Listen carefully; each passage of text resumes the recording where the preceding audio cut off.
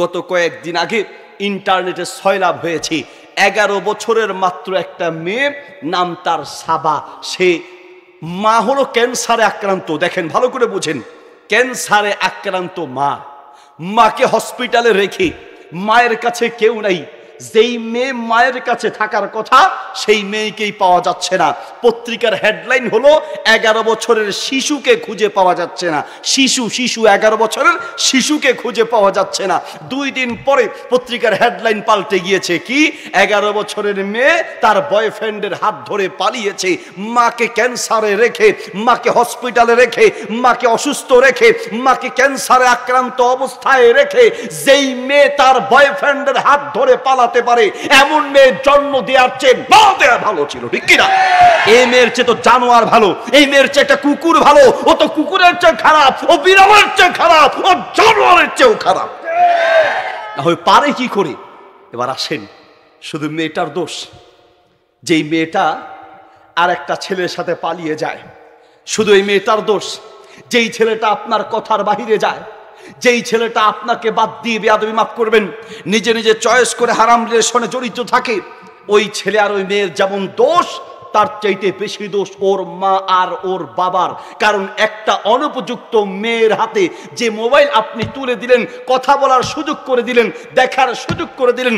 সাবা ওই নামক এই মেয়েটাকে জিজ্ঞেস করা হয়েছে, পালিয়েছো কেন? বাসায় ভাল লাগে না। পরিচয় হলো কি করে? টিকটকে পরিচয় হলো। যেই মেয়ে আর বাবা ওই অনুপযুক্ত মেয়ের হাতে মোবাইল তুলে দিয়েছে, ওই মা বাপকেও আসামির কাঠগড়ায় দাঁড় করানো উচিত। একটা অনুপযুক্ত মেয়ের হাতে মোবাইল তুলে দেওয়ার মানে ওর হাতে বিষের বোতল তুলে দেয়া। আপনি তো কষ্ট বাড়িয়েছে। নবী মুহাম্মদ রাসূলুল্লাহ সাল্লাল্লাহু আলাইহি ওয়াসাল্লাম বলেন, মিশকাতে হাদিস আছে, বুখারীতে আছে, মুসনাদ আহমদে আছে, তিনি বলেন, কুল্লু মাউলুদিন ইউলাদু আলাল ফিতরা ফাআবাওয়াহু ইউহাউইদানিহি ওয়া ইউনাসসিরানিহি। একটা সন্তান সততার উপরে জন্মগ্রহণ করে, এই সন্তানকে খারাপ বানায় তার মা, খারাপ বানায় তার বাবা। মা বাবার কারণে অধিকাংশ সন্তান খারাপ হয়। ছেলেটা দেখা করতে আসছে, কিছু বলে না। ছেলে কথা বলে মোবাইলে, কিচ্ছু বলে না। দেখা করার সুযোগ করে দেয়, কথা বলার সুযোগ করে দেয়, মোবাইলে যোগাযোগ রাখার সুযোগ করে দেয়। শেষ যখন পালিয়ে যায়, বলে আল্লাহর গজব পড়ুক। গজব তো আগে আপনার মাথার উপরে পড়বে, আগে তো আপনার মাথার উপরে পড়বে। আপনি বাপ নামের কলঙ্ক, আপনি মা নামের কলঙ্ক। বেয়াদবি মাফ করবেন বাবারা, রাগ করবেন না, বুঝার জন্য বলছি। জন্ম দিলেই মা বাপ হওয়া যায় না। গরুও জন্ম দিতে পারে, ছাগলও জন্ম দিতে পারে, জন্ম দিলেই মা বাপ হওয়া যায় না। জন্ম দেওয়ার পরে সন্তানের কিছু দায়িত্ব আছে, সেই দায়িত্বগুলো পালন করতে হবে। আপনার সন্তান কোন পথে পা বাড়াচ্ছে সেটা আপনাকে লক্ষ্য রাখা উচিত। আপনি কত অযোগ্য বাপ, আপনি আপনাকে প্রশ্ন করেন। আপনার ছেলেটা স্কুলে যায় কিনা আপনি মাঝে মাঝে খোঁজ দেন। আপনার ছেলেটা অঙ্কের প্রাইভেট পড়তে যায় কিনা আপনি মাঝে মাঝে খোঁজ দেন। আপনার ছেলেটা ইংরেজি পড়তে যায় কিনা আপনি মাঝে মাঝে খোঁজ দেন। আপনার ছেলেটা নামাজ পড়তে যায় কিনা কোনো দিন আপনি ইমাম সাহেবের কাছে খোঁজ দেন নাই। আপনি বাপ নামের অযোগ্য বাপ। বলেন আপনি বুকে হাত দিয়ে যে হুজুর আমি জিজ্ঞেস করি, কয়জন বাপ এখানে আছে? কয়জন বাপ এখানে আছেন দাঁড়ায় বলতে পারেন সাহস করে যে হুজুর আমি প্রতিদিনই আমার ইমাম সাহেবকে জিজ্ঞেস করি আমার ছেলে নামাজ পড়তে এসেছে কিনা? আপনি স্কুলের স্যারকে জিজ্ঞেস করেন, আপনি স্কুলে গিয়ে জিজ্ঞেস করেন, অঙ্কের স্যারকে জিজ্ঞেস করেন, ইংরেজির টিচারকে জিজ্ঞেস করেন, ওখানে মাসে মাসে টাকা দিতে হয়, ছেলে ঠিক মতো প্রাইভেট পড়ে কিনা আপনি খোঁজ দিলেন। রাতে আপনি ঘুমাতে যাওয়ার সময় ছেলেকে বললেন বাবা তাড়াতাড়ি ঘুমাও, ঘুম থেকে উঠে স্কুলে যেতে হবে, প্রাইভেটে যেতে হবে, ঘুম থেকে উঠে ইংরেজি পড়তে যেতে হবে, অঙ্ক পড়তে যেতে হবে, স্কুলে যেতে হবে। আপনি অযোগ্য মা আর বাপ একবার বলেন নাই বাবা তাড়াতাড়ি ঘুমাও, সকালে উঠে ফজরের নামাজ পড়তে হবে, একবার বলেন। আপনার ছেলেটা হুজুর অনেক চেষ্টা করি হুজুর, আমার ছেলেকে নামাজের জন্য উঠাইতে পারি না। মুফতি সাহেব হুজুর একটা দোয়া শিখায় দেন, যেই দোয়া পড়ে ফু দিলে আমার ছেলে ঘুম থেকে গড়গড় গড়গড় করে উঠে যাবে, একটা দোয়া হুজুর শিখায় দেন। মুফতি সাহেব হুজুর বলল মা বাচ্চাকে ঘুম থেকে উঠানোর জন্য দোয়া শিখানোর মতো কোনো দোয়া নাই, চেষ্টা করেন বাচ্চা ঘুম থেকে উঠে যাবে ইনশাআল্লাহ। ইমানদারের কাছে রোজার মাধ্যমে জাহান্নাম থেকে বাঁচবে, আল্লাহর আযাব থেকে বাঁচবে, গুনাহ থেকে বাঁচবে, আল্লাহর গজব থেকে বাঁচবে, এই চিন্তা করে রমজানের রোজার কষ্ট কোন ইমানদারের কাছে কষ্ট মনে হয় না, ঠিক কিনা? কোন ইমানদারের কাছে কষ্ট মনে হয় না। বরং আপনি যদি রোজা পেয়ে থাকেন, ওয়াল্লাহি বলছি, আমি যদি রমাদানের প্রথম রোজাটা পাই, আমি সিজদায় পড়ে লম্বা সময় ঘন্টার পর ঘন্টা আমি আল্লাহর সামনে শুকরিয়া আদায় করব। আপনারও শুকরিয়া আদায় করা দরকার যে মালিক, তোমার পক্ষ থেকে এর চেয়ে বড় নিয়ামত আর কিছুই হতে পারে না যে তুমি আমাকে রমাদান পাওয়ার মতো তৌফিক দিয়েছো। আল্লাহু আকবার। এর চেয়ে বড় নিয়ামত আর কিছুই হতে পারে না। দুঃখের বিষয় হলো, পৃথিবীর প্রত্যেকটা কাজের জন্য আমাদের অগ্রিম একটা প্রস্তুতি থাকে। পৃথিবীর প্রত্যেকটা গুরুত্বপূর্ণ কাজের পূর্বে আমরা মিটিং করি, পরিকল্পনা করি, প্ল্যান করি, পরামর্শ করি। দুঃখের বিষয়, রমাদানের মতো এত গুরুত্বপূর্ণ একটি মাস আমাদের সামনে, আমাদের কোনো প্ল্যান নেই, আমাদের কোনো প্রস্তুতি নেই, আমাদের কোনো পরিকল্পনা নাই, আমাদের কোনো মিটিং নাই, আমাদের কোনো পরামর্শ নাই, আমাদের এখন পর্যন্ত একটা প্ল্যান, একটা পরিকল্পনা তৈরি করতে পারি নাই। রোজা আসবে, এবার বেদিশা হয়ে যাব। প্রত্যেক বছর রোজা তো এইভাবেই জীবন থেকে চলে যায়, কিন্তু সেই রোজার জন্য, রোজার মধ্যে যে আমল করা দরকার ছিল সেইভাবে আমল করতে পারি না। কারণ হলো, রমাদানের আগেই প্রস্তুতি নিতে হয়। রমাদান আসার আগেই, এখন থেকেই সেই রমাদানে কি কি আমল করব, সেই আমলের জন্য একটা প্ল্যান তৈরি করব, একটা পরিকল্পনা করব, বাসায় মিটিং করব, পরামর্শ করব।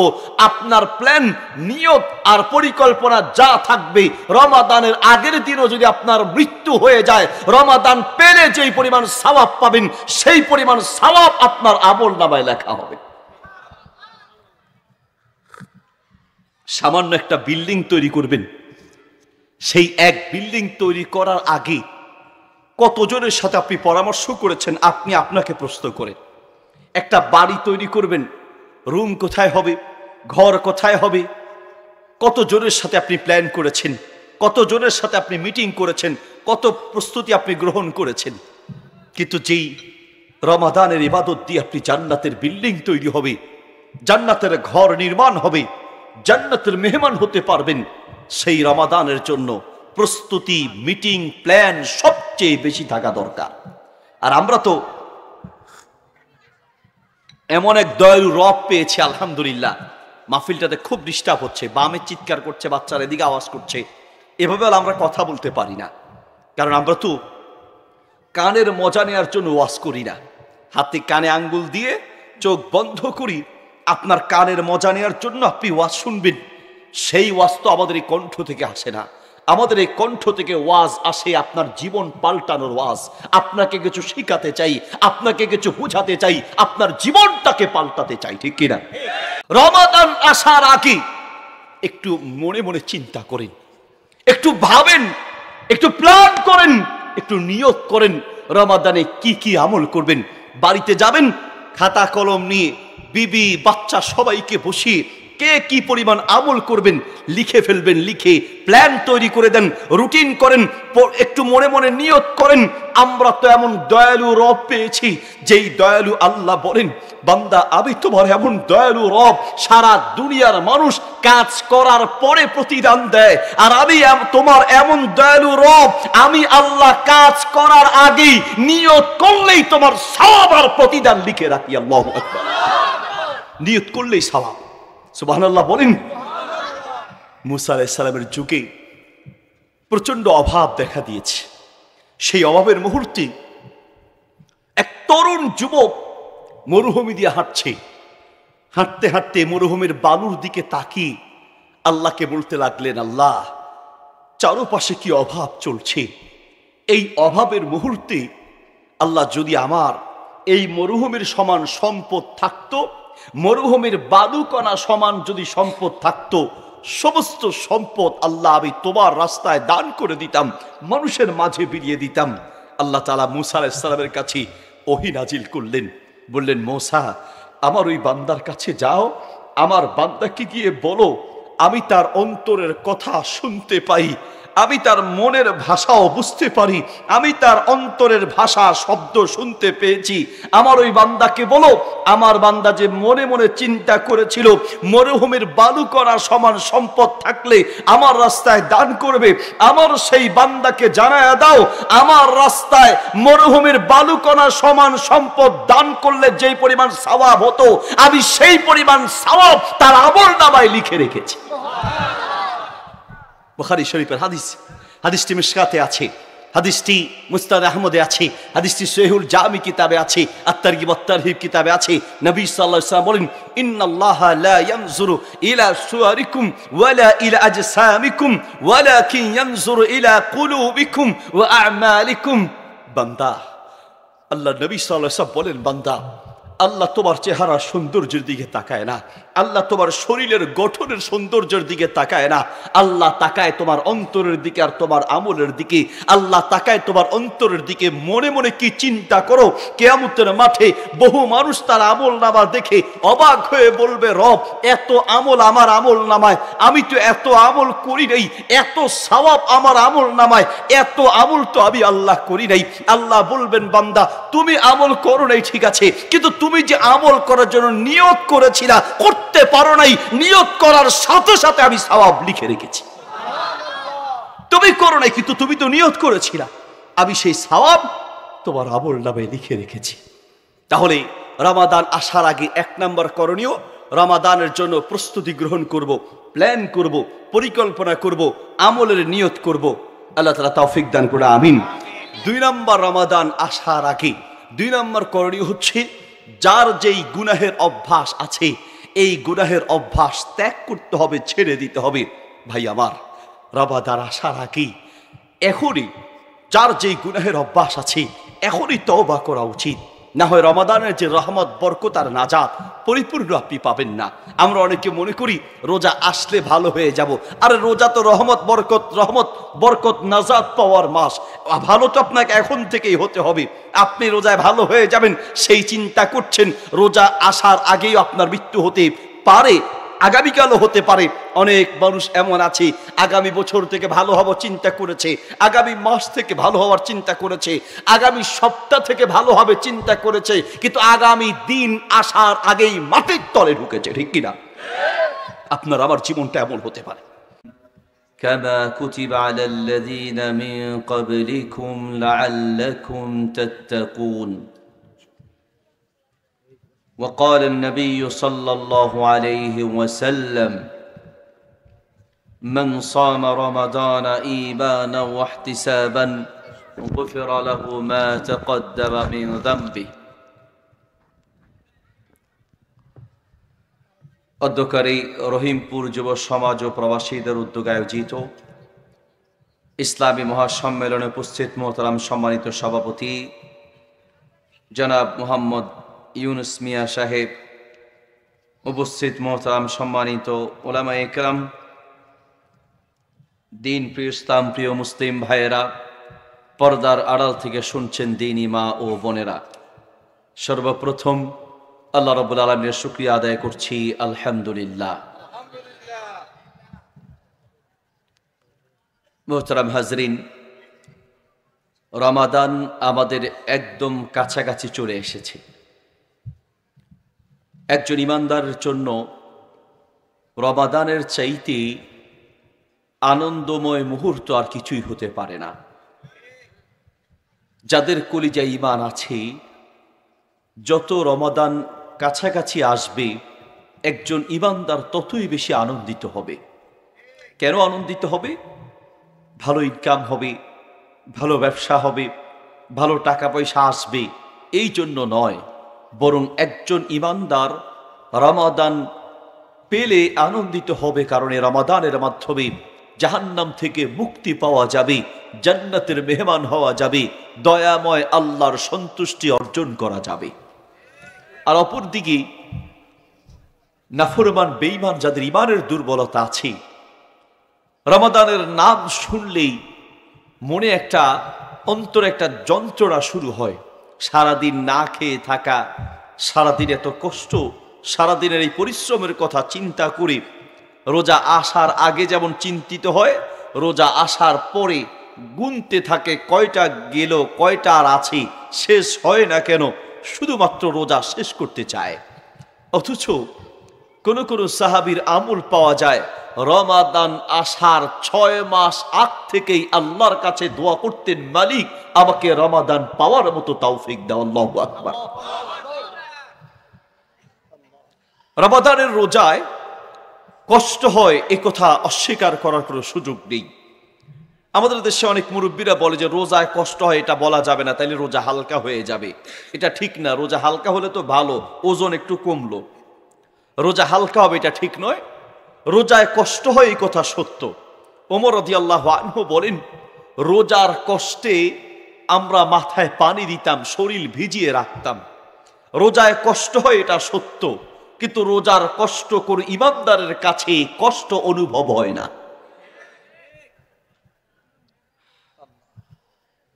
কোন একজন রোগীর পেটে মহা একটা রোগ হলো, ডাক্তারের কাছে গেল।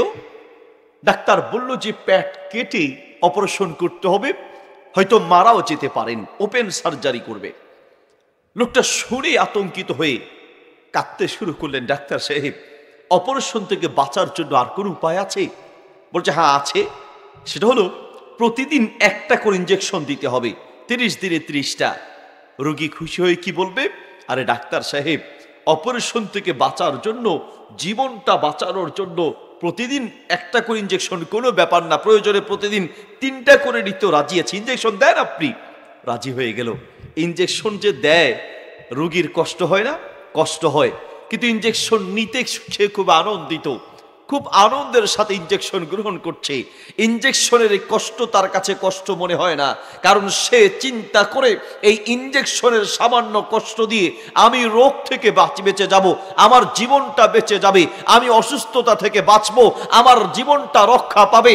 ঠিক জীবন রক্ষার কথা চিন্তা করে, রোগ থেকে বাঁচার কথা চিন্তা করে ইঞ্জেকশনের কষ্ট যেমন তার কাছে কষ্ট মনে হয় না, ঠিক তেমনি একজন ইমানদারের কাছে রোজার মাধ্যমে জাহান্নাম থেকে বাঁচবে, আল্লাহর আযাব থেকে বাঁচবে, গুনাহ থেকে বাঁচবে, আল্লাহর গজব থেকে বাঁচবে, এই চিন্তা করে রমজানের রোজার কষ্ট কোন ইমানদারের কাছে কষ্ট মনে হয় না, ঠিক কিনা? কোন ইমানদারের কাছে কষ্ট মনে হয় না। বরং আপনি যদি রোজা পেয়ে থাকেন, ওয়াল্লাহি বলছি, আমি যদি রমাদানের প্রথম রোজাটা পাই, আমি সিজদায় পড়ে লম্বা সময় ঘন্টার পর ঘন্টা আমি আল্লাহর সামনে শুকরিয়া আদায় করব।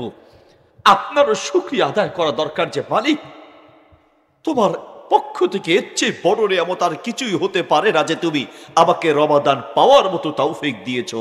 আল্লাহু আকবার। এর চেয়ে বড় নিয়ামত আর কিছুই হতে পারে না। দুঃখের বিষয় হলো পৃথিবীর প্রত্যেকটা কাজের জন্য আমাদের অগ্রিম একটা প্রস্তুতি থাকে। পৃথিবীর প্রত্যেকটা গুরুত্বপূর্ণ কাজের পূর্বে আমরা মিটিং করি, পরিকল্পনা করি, প্ল্যান করি, পরামর্শ করি। দুঃখের বিষয় রমাদানের মতো এত গুরুত্বপূর্ণ একটি মাস আমাদের সামনে, আমাদের কোনো প্ল্যান নেই, আমাদের কোনো প্রস্তুতি নেই, আমাদের কোনো পরিকল্পনা নাই, আমাদের কোনো মিটিং নাই, আমাদের কোনো পরামর্শ নাই, আমাদের এখন পর্যন্ত একটা প্ল্যান, একটা পরিকল্পনা তৈরি করতে পারি নাই। রোজা আসবে, এবার বেদিশা হয়ে যাব। প্রত্যেক বছর রোজা তো এইভাবেই জীবন থেকে চলে যায়, কিন্তু সেই রোজার জন্য, রোজার মধ্যে যে আমল করা দরকার ছিল সেইভাবে আমল করতে পারি না। কারণ হলো রমাদানের আগেই প্রস্তুতি নিতে হয়। রমাদান আসার আগেই, এখন থেকেই সেই রমাদানে কি কি আমল করব, সেই আমলের জন্য একটা প্ল্যান তৈরি করব, একটা পরিকল্পনা করব, বাসায় মিটিং করব, পরামর্শ করব। আপনার প্ল্যান, নিয়ত আর পরিকল্পনা যা থাকবে, রমাদানের আগের দিনও যদি আপনার মৃত্যু হয়ে যায়, রমাদান পেলে যেই পরিমাণ সওয়াব পাবেন, সেই পরিমাণ সওয়াব আপনার আমল নামায় লেখা হবে। সামান্য একটা বিল্ডিং তৈরি করবেন, সেই এক বিল্ডিং তৈরি করার আগে কতজনের সাথে আপনি পরামর্শ করেছেন, আপনি আপনাকে প্রশ্ন করেন। একটা বাড়ি তৈরি করবেন, রুম কোথায় হবে, ঘর কোথায় হবে, কতজনের সাথে আপনি প্ল্যান করেছেন, কতজনের সাথে আপনি মিটিং করেছেন, কত প্রস্তুতি আপনি গ্রহণ করেছেন। কিন্তু যেই রমাদানের ইবাদত দিয়ে আপনি জান্নাতের বিল্ডিং তৈরি হবে, জান্নাতের ঘর নির্মাণ হবে, জান্নাতের মেহমান হতে পারবেন। সেই রমাদানের জন্য প্রস্তুতি, মিটিং, প্ল্যান সবচেয়ে বেশি থাকা দরকার। আর আমরা তো এমন এক দয়ালু রব পেয়েছি আলহামদুলিল্লাহ, মাহফিলটাতে খুব ডিস্টার্ব হচ্ছে, বামে চিৎকার করছে, বাচ্চারা এদিকে আওয়াজ করছে, এভাবে আমরা কথা বলতে পারি না। কারণ আমরা তো কানের মজা নেওয়ার জন্য ওয়াজ করি না, হাতে কানে আঙ্গুল দিয়ে চোখ বন্ধ করি, আপনার কানের মজা নেওয়ার জন্য আপনি ওয়াজ শুনবেন। সেই ওয়াজ তো আমাদের এই কণ্ঠ থেকে আসে না, আমাদের এই কণ্ঠ থেকে ওয়াজ আসে আপনার জীবন পাল্টানোর ওয়াজ।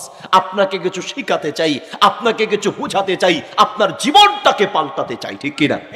এখন মাহফিল মানি তো ফ্যাশন, মাহফিল মানি ওয়াজ কেমন হয়েছে ভাই সেই রকম মাশাআল্লাহ।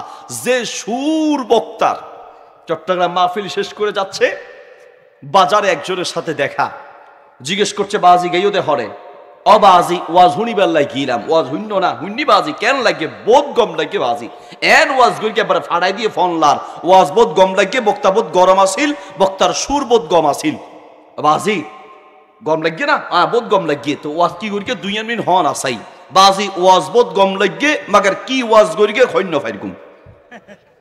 ওয়াজ কেমন হয়েছে সেই রকম ওয়াজ, কেমন লেগেছে মাশাআল্লাহ, সুর সেই রকম, বক্তা খুব গরম বক্তা ছিল, তো কি ওয়াজ করছে 2 মিনিট বলো তো ভাই, ওয়াজ সেই রকম হয়েছে, মাগার কি ওয়াজ করেছি তা বলতে পারবো না। এই যদি মাহফিল হয় তো পরিবর্তন আসবে কোত্থেকে? মাহফিলের আগেও সুদ খায়, মাহফিলের পরেও সুদ খায়, মাহফিলের আগেও ঘুষ খেত, মাহফিলের পরেও ঘুষ খায়, মাহফিলের আগেও বেনামাজি, মাহফিলের পরেও বেনামাজি, মাহফিলের আগেও যদি মসজিদ খালি থাকে, মাহফিলের পরেও যদি মসজিদ খালি থাকে, মাহফিলের পরে যদি এলাকায় পরিবর্তন না আসে, ওই মাহফিল ব্যর্থ মাহফিল, ঠিক কিনা? একটা পরিবর্তন লাগবে, আর সেই পরিবর্তনের জন্য দিল থেকে কথাগুলো শুনতে হবে। আপনারা কি জেগে আছেন? ঘুমাই গেছেন? কে কে ঘুমাইছেন 2 হাত তুলে দেখান। 2-4 জন ঘুমাইছেন, ঘুমান নাই তো মাশাআল্লাহ, নারায়ে তাকবীর। হয় নাই, তাকবীর দেওয়া শিখাই। তাকবীর দেওয়ার জন্য হাত তুলতে হয়, কি তুলতে হয় বলেন? হাত। যাদের হাত নাই তারা আবার পা তোলার দরকার নেই। 1 নম্বরে হাত তুলে, 2 নম্বরে যাদের মুখে পান আছে তাকবীরটা বাড়িতে গিয়ে দিয়েন, কোনো সাদা জামা লাল বানানোর দরকার নেই। হাত খুলে, মুখ খুলে, প্রাণ খুলে নারায়ে তাকবীর, নারায়ে তাকবীর। মাশাআল্লাহ। রমাদান আসার আগে একটু মনে মনে চিন্তা করেন, একটু ভাবেন, একটু প্ল্যান করেন, একটু নিয়ত করেন রমাদানে কি কি আমল করবেন। বাড়িতে যাবেন, খাতা কলম নিয়ে বিবি বাচ্চা সবাইকে বসিয়ে কে কি পরিমাণ আমল করবেন লিখে ফেলবেন, লিখে প্ল্যান তৈরি করে দেন, রুটিন করেন, একটু মনে মনে নিয়ত করেন। আমরা তো এমন দয়ালু রব পেয়েছি, যেই দয়ালু আল্লাহ বলেন, বান্দা আমি তোমার এমন দয়ালু রব, সারা দুনিয়ার মানুষ কাজ করার পরে প্রতিদান দেয়, আর আমি তোমার এমন দয়ালু রব, আমি আল্লাহ কাজ করার আগেই নিয়ত করলেই তোমার সওয়াব আর প্রতিদান লিখে রাখি। আল্লাহু আকবার। নিয়ত করলেই সওয়াব। সুবহানাল্লাহ বলেন। মুসা আলাইহিস সালামের যুগে প্রচন্ড অভাব দেখা দিয়েছে। সেই অভাবের মুহূর্তে এক তরুণ যুবক মরুভূমি দিয়ে হাঁটছে, হাঁটতে হাঁটতে মরুভূমির বালুর দিকে তাকিয়ে আল্লাহকে বলতে লাগলেন, আল্লাহ চারপাশে কি অভাব চলছে, এই অভাবের মুহূর্তে আল্লাহ যদি আমার এই মরুভূমির সমান সম্পদ থাকতো, মরুভূমির বালুকণা সমান যদি সম্পদ থাকতো, সমস্ত সম্পদ আল্লাহ আমি তোমার রাস্তায় দান করে দিতাম, মানুষের মাঝে বিলিয়ে দিতাম। আল্লাহ তাআলা মুসা আলাইহিস সালামের কাছে ওহী নাজিল করলেন, বললেন, মুসা আমার ওই বান্দার কাছে যাও, আমার বান্দাকে গিয়ে বলো আমি তার অন্তরের কথা শুনতে পাই, আমি তার মনের ভাষাও বুঝতে পারি, আমি তার অন্তরের ভাষা শব্দ শুনতে পেয়েছি। আমার ওই বান্দাকে বলো, আমার বান্দা যে মনে মনে চিন্তা করেছিল মরুভূমির বালুকণা সমান সম্পদ থাকলে আমার রাস্তায় দান করবে, আমার সেই বান্দাকে জানায়া দাও, আমার রাস্তায় মরুভূমির বালুকণা সমান সম্পদ দান করলে যেই পরিমাণ সওয়াব হতো, আমি সেই পরিমাণ সওয়াব তার আমলনামায় লিখে রেখেছি। বুখারী শরীফের হাদিস, হাদিসটি মিশকাতে আছে। হাদিসটি মুসনাদ আহমদে আছে, হাদিসটি সহিহুল জামি কিতাবে আছে, আত-তারগিব ওয়াত-তারহিব কিতাবে আছে। নবী সাল্লাল্লাহু আলাইহি ওয়াসাল্লাম বলেন, ইন্নাল্লাহা লা ইয়ানজুরু ইলা সুওয়ারিকুম ওয়ালা ইলা আজসামিকুম ওয়ালাকিন ইয়ানজুরু ইলা কুলুবিকুম ওয়া আ'মালিকুম। বান্দা, আল্লাহ নবী সাল্লাল্লাহু আলাইহি ওয়াসাল্লাম বলেন, বান্দা, আল্লাহ তোমার চেহারা সৌন্দর্যের দিকে তাকায় না, আল্লাহ তোমার শরীরের গঠনের সৌন্দর্যের দিকে তাকায় না, আল্লাহ তাকায় তোমার অন্তরের দিকে আর তোমার আমলের দিকে। আল্লাহ তাকায় তোমার অন্তরের দিকে। মনে মনে কি চিন্তা করো, কিয়ামতের মাঠে বহু মানুষ তার আমল নামা দেখে অবাক হয়ে বলবে, রব এত আমল আমার আমল নামায়, আমি তো এত আমল করি নাই, এত সওয়াব আমার আমল নামায়, এত আমল তো আমি আল্লাহ করি নাই। আল্লাহ বলবেন, বান্দা তুমি আমল করো নাই ঠিক আছে, কিন্তু তুমি যে আমল করার জন্য নিয়ত করেছিলা করতে পারো নাই, নিয়ত করার সাথে সাথে আমি সওয়াব লিখে রেখেছি। তুমি করো নাই কিন্তু তুমি তো নিয়ত করেছিলা, আমি সেই সওয়াব তোমার আমল নামে লিখে রেখেছি। তাহলে রমাদান আসার আগে 1 নম্বর করণীয়, রমাদানের জন্য প্রস্তুতি গ্রহণ করব, প্ল্যান করব, পরিকল্পনা করব, আমলের নিয়ত করব। আল্লাহ তাআলা তৌফিক দান করে আমিন। 2 নম্বর, রমাদান আসার আগে 2 নম্বর করণীয় হচ্ছে, যার যেই গুনাহের অভ্যাস আছে এই গুনাহের অভ্যাস ত্যাগ করতে হবে, ছেড়ে দিতে হবে। ভাই আমার, রমাদান আসার আগে এখনই যার যেই গুনাহের অভ্যাস আছে এখনই তওবা করা উচিত, না হয় রমাদানের যে রহমত, বরকত আর নাজাত পরিপূর্ণ আপনি পাবেন না।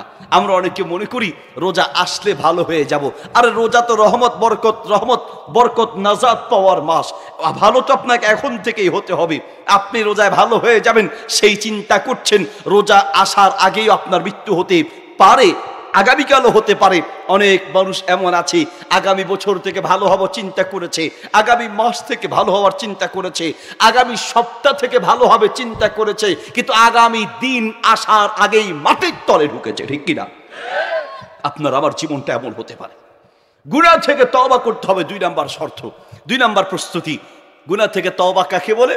আমাদের দেশে তওবা মানে ওই হিন্দি সিনেমা দেখে, উলঙ্গ বেহায়াপনা সিনেমা দেখে আর গালে গালে থাপ্পড় দিয়ে কয় তওবা তওবা। কি যে একটা আকাম কুকাম চলতেছে, তার কাছে তওবা মানে গালে গালে থাপ্পড় দেওয়া। আকাম কিন্তু ঠিকই দেখতে আছে আর গালে গালে থাপ্পড় দেয়, এর নাম কি তওবা? আবার আমাদের তরুণ যুবকেরা, বেয়াদবি মাফ করবেন, হারাম রিলেশন তো এমন পর্যায়ে এসে দাঁড়িয়েছে, যত যুবক সামনে আছেন কয়জন যুবক হাত উঠিয়ে চ্যালেঞ্জ করে বলতে পারবেন যে আমি আলহামদুলিল্লাহ হারাম রিলেশন থেকে মুক্ত, আমার সাথে কোনো হারাম সম্পর্ক কারো নাই?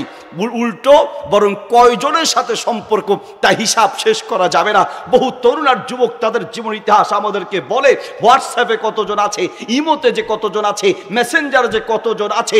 আমাদের তরুণ আর যুবকদের চরিত্র নষ্ট করার সবচেয়ে বড় হাতিয়ার হচ্ছে মোবাইল আর ইন্টারনেট। ঠিক কিনা? আমাদের মুরব্বীরা 1 বছরে যা অন্যায় করেছে, আমাদের এই মুরব্বীরা 1 বছরে যা গুনাহ করেছে, আমাদের অনেক তরুণ আর যুবক 1 রাতে তার চাইতে বেশি গুনাহ করে। তোমার 1 রাতের গুনাহ এই মুরব্বীদের 1 বছরের গুনাহ চাইতে বেশি গুনাহ তোমার 1 রাতে হয়। মোবাইল দিয়ে। আবার বেয়াদবি মাফ করবেন, আমাদের অনেক মুরব্বী বাবাজিরা আছে, আমাদেরকে বলে, হুজুর যুগটা একবারে শেষ। আমার ছেলে হুজুর যারা জীবন দিয়ে লালন পালন করে বড় করছি, যেই মেয়েটাকে হুজুর নিজে খেয়ে না খেয়ে মানুষের মতো মানুষ বানিয়েছি, এই মেয়ে হুজুর এখন অমুক ছেলের সাথে ভেগে যেতে চায়, তার সাথে পালিয়ে যায়। একবার পালিয়ে গেছে, ধরে নিয়ে আসছি। হুজুর কি যে এক বিপদে আছি। গত কয়েকদিন আগে ইন্টারনেটে সয়লাভ হয়েছে, 11 বছরের মাত্র একটা মেয়ে, নাম তার সাবা। সে মা হলো ক্যান্সারে আক্রান্ত। দেখেন ভালো করে বুঝেন, ক্যান্সারে আক্রান্ত মাকে হসপিটালে রেখে, মায়ের কাছে কেউ নাই। যেই মেয়ে মায়ের কাছে থাকার কথা সেই মেয়েকেই পাওয়া যাচ্ছে না। পত্রিকার হেডলাইন হলো 11 বছরের শিশুকে খুঁজে পাওয়া যাচ্ছে না। শিশু 11 বছরের শিশুকে খুঁজে পাওয়া যাচ্ছে না। 2 দিন পরে পত্রিকার হেডলাইন পাল্টে গিয়েছে, কি 11 বছরের মেয়ে তার বয়ফ্রেন্ডের হাত ধরে পালিয়েছে। মাকে ক্যান্সারে রেখে, মাকে হসপিটালে রেখে, মাকে অসুস্থ রেখে, মাকে ক্যান্সারে আক্রান্ত অবস্থায় রেখে যেই মেয়ে তার বয়ফ্রেন্ডের হাত ধরে পালা চালাতে পারে এমন মেয়ের জন্ম দেওয়ার চেয়ে না দেওয়া ভালো ছিল, ঠিক কিনা? এই মেয়ের চেয়ে তো জানোয়ার ভালো, এই মেয়ের চেয়ে একটা কুকুর ভালো। ও তো কুকুরের চেয়ে খারাপ, ও বিড়ালের চেয়ে খারাপ, ও জানোয়ারের চেয়েও খারাপ। না হয় পারে কি করে? এবার আসেন, শুধু মেয়েটার দোষ। যেই মেয়েটা আর একটা ছেলের সাথে পালিয়ে যায়, শুধু এই মেয়েটার দোষ। যেই ছেলেটা আপনার কথার বাহিরে যায়, যেই ছেলেটা আপনাকে বাদ দিয়ে বেয়াদবি, মাফ করবেন, নিজে নিজে চয়েস করে হারাম রিলেশনে জড়িত থাকে, ওই ছেলে আর ওই মেয়ের যেমন দোষ, তার চাইতে বেশি দোষ ওর মা আর ওর বাবার। কারণ একটা অনুপযুক্ত মেয়ের হাতে যে মোবাইল আপনি তুলে দিলেন, কথা বলার সুযোগ করে দিলেন, দেখার সুযোগ করে দিলেন, সাবা ওই নামক এই মেয়েটাকে জিজ্ঞেস করা হয়েছে পালিয়েছো কেন, বাসায় ভাল লাগে না, পরিচয় হলো কি করে? টিকটকে পরিচয় হলো। যেই মেয়ে আর বাবা ওই অনুপযুক্ত মেয়ের হাতে মোবাইল তুলে দিয়েছে, ওই মা বাপকেও আসামির কাঠগড়ায় দাঁড় করানো উচিত। একটা অনুপযুক্ত মেয়ের হাতে মোবাইল তুলে দেওয়ার মানে ওর হাতে বিষের বোতল তুলে দেয়া। আপনি তো কষ্ট বাড়িয়েছে। নবী মুহাম্মদ রাসূলুল্লাহ সাল্লাল্লাহু আলাইহি ওয়াসাল্লাম বলেন, মিশকাতে হাদিস আছে, বুখারীতে আছে, মুসনাদ আহমদে আছে, তিনি বলেন, কুল্লু মাউলুদিন ইউলাদু আলাল ফিতরা ফাআবাওয়াহু ইউহাউইদানিহি ওয়া ইউনাসসিরানিহি। একটা সন্তান সততার উপরে জন্মগ্রহণ করে, এই সন্তানকে খারাপ বানায় তার মা, খারাপ বানায় তার বাবা। মা বাবার কারণে অধিকাংশ সন্তান খারাপ হয়। ছেলেটা দেখা করতে আসছে, কিছু বলে না, ছেলে কথা বলে মোবাইলে, কিচ্ছু বলে না, দেখা করার সুযোগ করে দেয়, কথা বলার সুযোগ করে দেয়, মোবাইলে যোগাযোগ রাখার সুযোগ করে দেয়। স্যার যখন পালিয়ে যায় বলে আল্লাহর গজব পড়ুক, গজব তো আগে আপনার মাথার উপরে পড়বে, আগে তো আপনার মাথার উপরে পড়বে। আপনি বাপ নামের কলঙ্ক, আপনি মা নামের কলঙ্ক। বেয়াদবি, মাফ করবেন বাবারা, রাগ করবেন না, বুঝার জন্য বলছি। জন্ম দিলেই মা বাপ হওয়া যায় না। গরুও জন্ম দিতে পারে, ছাগলও জন্ম দিতে পারে, জন্ম দিলেই মা বাপ হওয়া যায় না। জন্ম দেওয়ার পরে সন্তানের কিছু দায়িত্ব আছে, সেই দায়িত্বগুলো পালন করতে হবে। আপনার সন্তান কোন পথে পা বাড়াচ্ছে সেটা আপনাকে লক্ষ্য রাখা উচিত। আপনি কত অযোগ্য বাপ, আপনি আপনাকে প্রশ্ন করেন। আপনার ছেলেটা স্কুলে যায় কিনা আপনি মাঝে মাঝে খোঁজ দেন। আপনার ছেলেটা অঙ্কের প্রাইভেট পড়তে যায় কিনা আপনি মাঝে মাঝে খোঁজ দেন। আপনার ছেলেটা ইংরেজি পড়তে যায় কিনা আপনি মাঝে মাঝে খোঁজ দেন। আপনার ছেলেটা নামাজ পড়তে যায় কিনা কোনো দিন আপনি ইমাম সাহেবের কাছে খোঁজ দেন নাই। আপনি বাপ নামের অযোগ্য বাপ। বলেন আপনি বুকে হাত দিয়ে যে হুজুর আমি জিজ্ঞেস করি, কয়জন বাপ এখানে আছে? কয়জন বাপ এখানে আছেন দাঁড়ায় বলতে পারেন সাহস করে যে হুজুর আমি প্রতিদিনই আমার ইমাম সাহেবকে জিজ্ঞেস করি আমার ছেলে নামাজ পড়তে এসেছে কিনা? আপনি স্কুলের স্যারকে জিজ্ঞেস করেন, আপনি স্কুলে গিয়ে জিজ্ঞেস করেন, অঙ্কের স্যারকে জিজ্ঞেস করেন, ইংরেজির টিচারকে জিজ্ঞেস করেন, ওখানে মাসে মাসে টাকা দিতে হয়, ছেলে ঠিক মতো প্রাইভেট পড়ে কিনা আপনি খোঁজ দিলেন। রাতে আপনি ঘুমাতে যাওয়ার সময় ছেলেকে বললেন বাবা তাড়াতাড়ি ঘুমাও, ঘুম থেকে উঠে স্কুলে যেতে হবে, প্রাইভেটে যেতে হবে, ঘুম থেকে উঠে ইংরেজি পড়তে যেতে হবে, অঙ্ক পড়তে যেতে হবে, স্কুলে যেতে হবে। আপনি অযোগ্য মা আর বাপ একবার বলেন নাই বাবা তাড়াতাড়ি ঘুমাও, সকালে উঠে ফজরের নামাজ পড়তে হবে, একবার বলেন। আপনার ছেলেটা হুজুর অনেক চেষ্টা করি হুজুর, আমার ছেলেকে নামাজের জন্য উঠাইতে পারি না। মুফতি সাহেব হুজুর একটা দোয়া শিখায় দেন, যেই দোয়া পড়ে ফু দিলে আমার ছেলে ঘুম থেকে গড়গড় গড়গড় করে উঠে যাবে, একটা দোয়া হুজুর শিখায় দেন। মুফতি সাহেব হুজুর বলল মা বাচ্চাকে ঘুম থেকে উঠানোর জন্য দোয়া শিখানোর মতো কোনো দোয়া নাই, চেষ্টা করেন বাচ্চা ঘুম থেকে উঠে যাবে ইনশাআল্লাহ। মা বলছেন না হুজুর অনেক চেষ্টা করি বাচ্চাকে ঘুম থেকে উঠাইতে পারি না। পারেন না? আচ্ছা ঠিক আছে, তাহলে আমি একটা প্রশ্ন করি, মা ফজরের নামাজের সময় ফজরের আজান দিলে আপনি বাচ্চাকে ঘুম থেকে উঠাতে পারেন না, ঠিক আছে, ফজরের আজানের সময় যদি ঘরে আগুন লেগে যায় তাহলে বাচ্চাকে ঘুম থেকে উঠাতে পারবেন কিনা বলেন? আজান দিলে তো উঠাইতে পারেন না, কারণ ছেলে ঘুম থেকে উঠতে চায় না, তো ঘরে আগুন লাগলে উঠাতে পারবেন কিনা? ফেনী নোয়াখালীর ভাষায় মা বলছে হুজুর কি কন আমনে, হেতে ঘুমাইবো কেন, ঘরে আগুন লাগবো হেতে ঘুমাইবো কেন, হেতের এমন টান দিমু হেতের বাপ দাদা 14 গোষ্ঠী লাফাই উড়ি যাইব। ওহো, আপনি আজান দিলে ঘুম থেকে উঠাইতে পারেন না, ঘরে আগুন লাগলে ঠিক উঠাইতে পারবেন, তাহলে বুঝতে হবে আপনার চেষ্টার অভাব আছে। আপনার বাচ্চা ঘরে নামাজ না পড়ে ঘুমাচ্ছে মানে আপনার ঘরে জাহান্নামের আগুন লেগে গিয়েছে, ঠিক কিনা? আপনি যোগ্য বাপ, যোগ্যতা অর্জন করেন যে সন্তান কিভাবে মানুষ করতে হয়। হুজুর আমার ছেলেটাকে আপনার ছেলের মতো বানাতে চাই, হুজুর আমার ছেলেটা যেন আপনার মতো হয়, হুজুর আমার ছেলেটা যেন মুফতি আনিসুর রহমান আশরাফি সাহেবের মতো হয়, শেখ আহমদুল্লাহ সাহেবের মতো হয়, হুজুর হাটাজারি হজরতের মতো যেন হয়, হুজুর যেন ইমাম আবু হানিফা রাহিমাহুল্লাহর মতো যেন হয়। হুজুর আমার ছেলেটার জন্য দোয়া করবেন। আমি চাই আমার ছেলেকে ইমাম বুখারী, ইমাম মুসলিমের মতো, ইমাম তিরমিজি, ইমাম আবু দাউদ, ইমাম আবু ইউসুফ, ইমাম মুহাম্মদ, ইমাম আবু হানিফা রাহিমাহুল্লাহর মতো বড় আলেম বানাতে চাই। হুজুর হুজুর একটু দোয়া করেন। কত স্বপ্ন নিয়ে আপনি বসে আছেন, ছেলেকে বড় আলেম বানাতে চাচ্ছেন, কিন্তু বড় আলেম বানাতে গিয়ে একজন মা আর বাবার যেই পরিমাণ চোখের পানি ফেলতে হয় সেই পরিমাণ পানি আপনি ফেলতে পারেন নাই, সেই পরিমাণ চেষ্টা করতে পারেন নাই, সেই পরিমাণ দোয়া করতে পারেন নাই। বুখারী শরীফের ব্যাখ্যা গ্রন্থ ফাথুল বারী খোলেন, ফাথুল বারীতে এসেছে ইমাম বুখারী রাহিমাহুল্লাহ জীবনের প্রথম দিকে তিনি অন্ধ হয়ে গেলেন।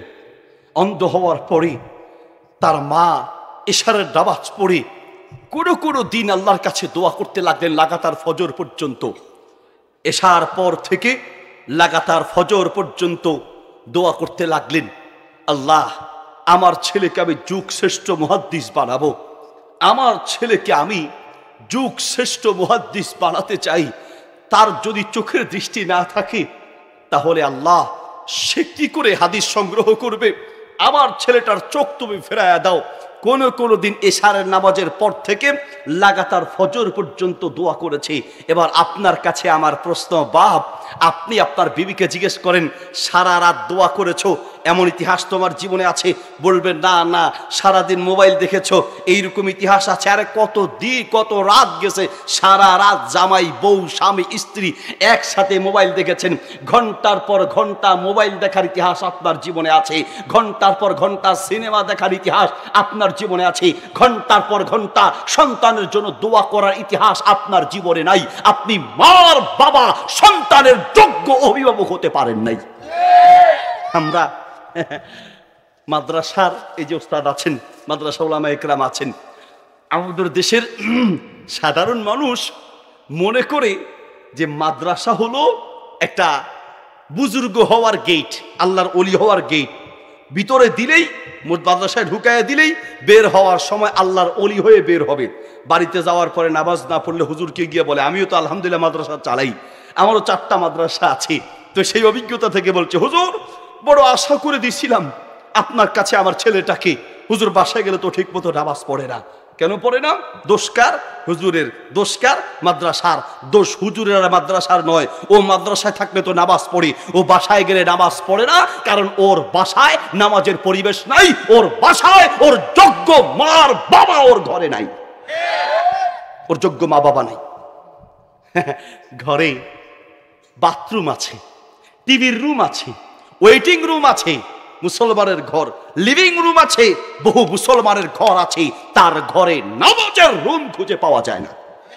মুরব্বীদেরকে জিজ্ঞেস করেন, আমরা ছোটবেলায় দেখেছি 1টা বা 2টা রুম, সেই রুমের এক কোণায় সুন্দর করে আপনার কাপড় দিয়ে পেঁচিয়ে জল চকি বসাতো। জল চকি আপনারা কি বলেন জানি না, নামাজ পড়ার জন্য জল চকি বসাতো।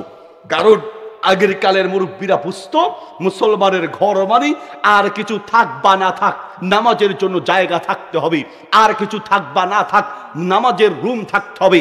আর তোমার ঘরও মুসলমানের ঘর, তোমার ঘরের বাথরুম পাওয়া যায়, ওয়েটিং রুম পাওয়া যায়, লিভিং রুম পাওয়া যায়, ডাইনিং রুম পাওয়া যায়, টিভির রুম পাওয়া যায়, বাথরুম পর্যন্ত পাওয়া যায়। তোমার ঘরে নামাজের রুম খুঁজে পাওয়া যায় না। তোমার ঘর মুসলমানের ঘরে কিনা তুমি তোমাকে প্রশ্ন করো। অথচ হিন্দুর ঘুরে গিয়ে দেখো, হিন্দুর ঘরে পর্যন্ত পূজার জন্য একটা জায়গা আছে।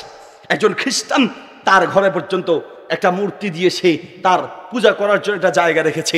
আর তবে মুসলমান তোমার ঘরে হুজুর আপনারা দাওয়াত দিতে মন চায়, ঘরে হুজুর পরিবেশ নাই, পরিবেশ নাই।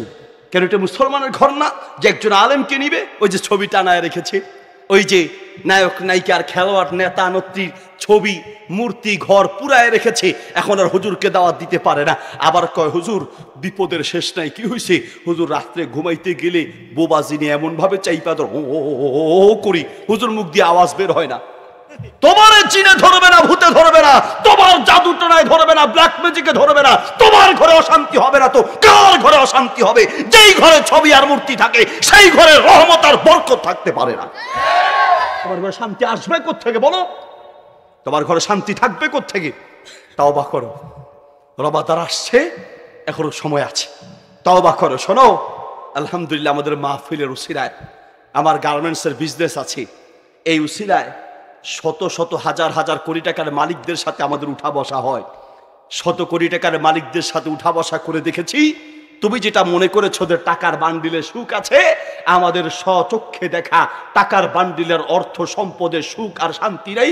সুখ আর শান্তি আল্লাহর পথে, সুখ আর শান্তি নবীর তরিকায়, সুখ আর শান্তি ইসলামে, সুখ আর শান্তি কোরআন সুন্নাহর পথে। ঘরে জিন ভূত শয়তান ব্ল্যাক ম্যাজিক জাদুটোনা কোনো ক্ষতি করতে পারবে না যেই ঘরে কোরআনের তেলাওয়াত থাকবে।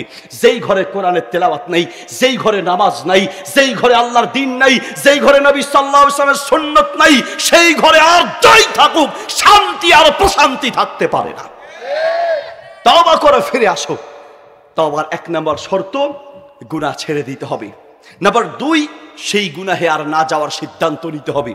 নাম্বার 3, সেই গুনাহের জন্য অনুতপ্ত হতে হবে।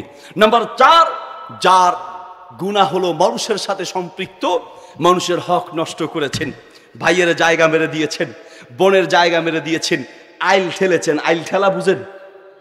বুঝেন না মানে সব ফেরেশতা। আইল ঠেলা বুঝেন? আইল ঠেলেছেন, মানুষের জায়গা মেরেছেন, মানুষের হক মেরে দিয়েছেন। যদি বাইতুল্লাহ গিয়ে কাবা ধরে 10 বছরও গিলাপ ধরে কাঁদেন, মানুষের 1 পয়সা পাওনা আল্লাহ মাফ করবে না। নবী সাল্লাল্লাহু আলাইহি ওয়াসাল্লাম বলেন, কুতিলা সুম্মা উহিয়া, কুতিলা সুম্মা উহিয়া, কুতিলা সুম্মা উহিয়া। একজন ব্যক্তি যদি 3 বার জীবিত হয়, 3 বার শহীদ হয়, 3 বার জীবিত হয়, 3 বার শহীদ হয়, একটা মানুষের জীবনের সমস্ত অপরাধ মাফ হবে, মানুষের 1 পয়সা পাওনা আল্লাহ মাফ করবে না। আমরা তো যার তার জানাজা পড়াই, নবী সাল্লাল্লাহু আলাইহি ওয়াসাল্লাম যার তার জানাজা পড়াতেন না। ওলামা একরাম আছেন, ভুল বললে ইনশাআল্লাহ আমাকে শুধরায় দিবেন। রাসূল সাল্লাল্লাহু আলাইহি ওয়াসাল্লাম যার তার জানাজা পড়াতেন না। জানাজার খাট সামনে আসলে আগে জিজ্ঞেস করতেন, আলাইহি দাইনুন, কেউ কি আছো? এই লোকটার জানাজা পড়ে এই লোকটার কাছে টাকা পাবে, এই লোকটা কাছে টাকা পাবে এমন কেউ কি আছো? যদি বলতো নাম, আলাইহি দাইনুন, হ্যাঁ অমুকে অমুকে তার কাছে টাকা পাবে, নবী সাল্লাল্লাহু আলাইহি ওয়াসাল্লাম বলতেন, সল্লু আলা আখিকুম লা উসাল্লি, তোমরা জানাজা পড়াতে পারো, আমি নবী এই ব্যক্তির জানাজা পড়াবো না। নবী সাল্লাল্লাহু আলাইহি ওয়াসাল্লাম যার তার জানাজা পড়াতেন না।